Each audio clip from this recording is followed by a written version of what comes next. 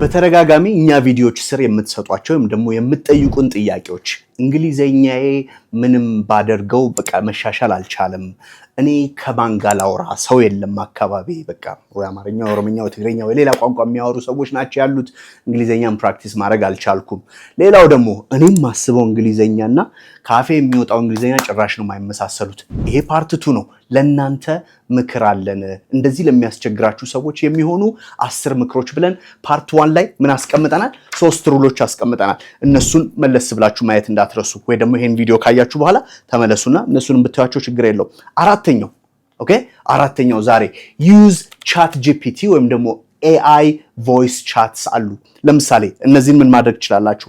ዲፍረንት ቶፒክ ላይ ቻት ጂፒቲን ብትጠይቁት ወይ ደግሞ ዲፍረንት ቶፒክ ላይ ሮል ፕሌይ ብትጫወቱ፣ ለምሳሌ like ask ChatGPT that I want us to have a role play. That means I want to be just an employed person, or a person who's looking for a job, and just ask me job interview ትሉታላችሁ ወይም ደግሞ just ask me questions that on a job interview ላይ የሚጠየቁ ጥያቄዎችን ጠይቀኝ ብትሉት ማለት ነው። በቮይስ ምን ያደርጋችኋል?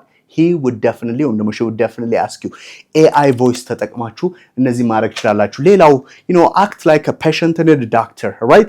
እሱን ዶክተር እናንተ በሽተኛ ወይም ደግሞ እናንተ ዶክተር እሱን በሽተኛ አድርጋችሁ AI voiceን ተጠቅማችሁ ወይም ደግሞ chat GPTን ተጠቅማችሁ ፕራክቲስ ማድረግ ይቻላል። እነዚህ ነገሮች ዴይሊ ብትጠቀሟቸው፣ ለምሳሌ ጠዋት ማታ እያደረጋችሁ ከchat GPT ጋር ብታወሩ ለውጥ ይኖረዋል። 5ኛው ላይ ደርሰናል። read aloud ይላል። ጮክ ብሎ ማንበብ በጣም ጥቅም አለው። በነገራችን ላይ ያገኛችሁትን any kind of story, any kind of article, any kind of short dialogue ማለት ነው። ሁለት ሰዎች ወይም 3 ሰዎች የሚያወሩትን ዲያሎግ B እያላችሁ በተለያየ ቅላጼ እናንተ ብታነቡት፣ ጮክ ብላችሁ ብታነቡ እነዚህ ነገሮች ትጠቀማላችሁ። ለምሳሌ ፎከስ የምታደርጉት እዚህ ጋር ስፒድ ላይ አይደለም፣ ነገርየውን አንብቦ ቶሎ ለመጨረስ ሳይሆን ሪትሙ ላይ። ያ ማለት ነው እንዴት ነው ቃላቶቹ ላይ ኮማ ሲኖር ዛጋ ፉል ስቶፕ ሲኖር ኤክስክላሜሽን ማርክ ሲኖር እያላችሁ እነዚህን ሪትምና ፍሎው ላይ ተጠንቀቁ። ሌላውን ይሄ ስፒድ ምናምኑን ግን እርሱት ማለት ነው። ኦኬ እነዚህን አድርጋችሁ እንግሊሽ ሰብታይትልስ ዊዝ ሙቪስ ላይ ያሉ ነገሮችን ስታዩ ከዛ ላይ ጮክ ብላችሁ ማንበብ። ሰዎቹ እያወሩ ነው፣ እናንተ እያነበባችሁ ነው። እንግሊዘኛችሁን ማሻሻል ይቻላል። ስድስተኛው በጣም አሪፉ describe pictures ነው።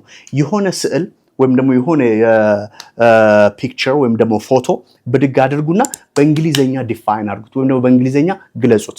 describing pictures is በጣም አሪፉ ሲስተም ነው። if you define ለምሳሌ ምን ታደርጋላችሁ? what you see there are